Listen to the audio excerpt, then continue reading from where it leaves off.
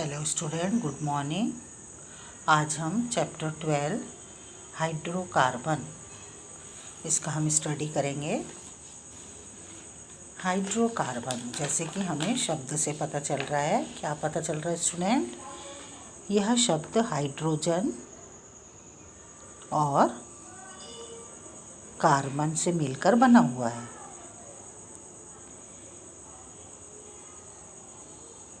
क्या होता है हाइड्रोकार्बन स्टूडेंट? क्या परिभाषा होगी हाइड्रोकार्बन की? कार्बन और हाइड्रोजन के यौगिकों को हम हाइड्रोकार्बन कहते हैं। कार्बन हाइड्रोजन के साथ सबसे अधिक यौगिक बनाता है, जबकि नाइट्रोजन, ऑक्सीजन इत्यादि हाइड्रोजन के साथ एक या दो ही यौगिक बनाते हैं। आइए हम जानने का प्रयास करें स्टूडेंट, आखिर कार्बन इतने अधिक यौगिक क्यों बनाता है। आपने अमोनिया, हाइड्रोजन, नाइट्रोजन से बना, काहे से बना हुआ है स्टूडेंट? अमोनिया NH3 उसका सिंबल है, सूत्र है। तो अमोनिया में क्या क्या है? हाइड्रोजन है, नाइट्रोजन से बना, तथा पानी है। पानी किससे बना है स्टूडेंट? हाइड्रोजन और ऑक्सीजन से बना सहसंयोजी यौगिक है। और कार्बन और हाइड्रोजन से बने सहसंयोजी यौगिक कौन कौन से हैं? कार्बन और हाइड्रोजन से। हम इसी के विषय में इस चैप्टर में अध्ययन करेंगे, हाइड्रोकार्बन।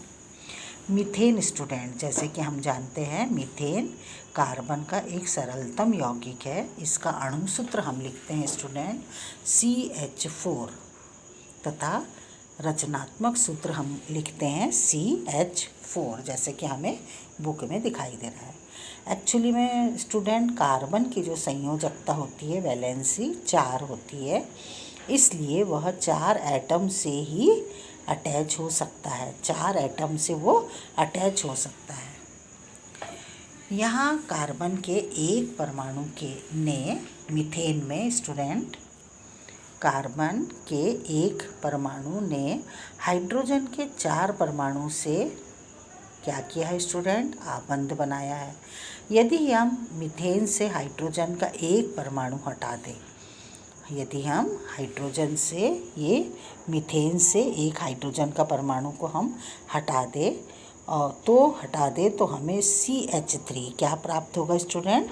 CH3। CH3 को हम क्या कहेंगे स्टूडेंट? मैथिल समूह। मीथेन के एक हाइड्रोजन को मैथिल समूह से प्रतिस्थापित करने पर क्या होगा?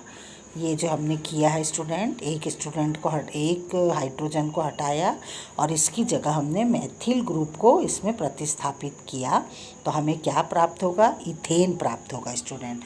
C2H6 हमें क्या प्राप्त होगा स्टूडेंट? C2H6। हमने एक हाइड्रोजन को प्रतिस्थापित कर दिया CH3 से, ये है C और ये H3, तो हमें प्राप्त होगा स्टूडेंट एथेन। इसे हम कहते हैं एथेन, और CH4 होता है स्टूडेंट मेथेन। आज हमने समझा मेथेन और एथेन। यह एथेन जिसका अणु सूत्र होता है स्टूडेंट C2H6, एथेन से भी एक हाइड्रोजन को मैथिल समूह द्वारा एक हाइड्रोजन को हम प्रतिस्थापित कर सकते हैं। ऐसा करने पर हमें जो अणु मिलता है उसमें 3 कार्बन परमाणु की श्रृंखला है। यदि हम क्या करेंगे स्टूडेंट, हम एक हाइड्रोजन को मैथिल समूह द्वारा प्रतिस्थापित कर देंगे एक हाइड्रोजन को, तो भी हमें ऐसा करने पर जो अणु हमें मिलेगा वो हमें 3 कार्बन परमाणु की श्रृंखला कहलाएगी स्टूडेंट। 3 कार्बन परमाणु वाली ये श्रृंखला हमें दिखाई दे रहा है। हमने C2H6, C2 2 4 5 और 6 हमने क्या किया स्टूडेंट? 3 कार्बन परमाणु वाली श्रृंखला को हमने दिखाया है। इस प्रकार हम श्रृंखला में कार्बन परमाणु की संख्या बढ़ाकर और हम लंबा कर सकते हैं। तत्वों का यह गुण जिसके द्वारा उसके परमाणु आपस में आबंध बनाकर लंबी श्रृंखला बनाते हैं, क्या कहलाता है स्टूडेंट? श्रृंखलन। क्या कहलाएगा स्टूडेंट? श्रृंखलन कहलाता है। Thank you student.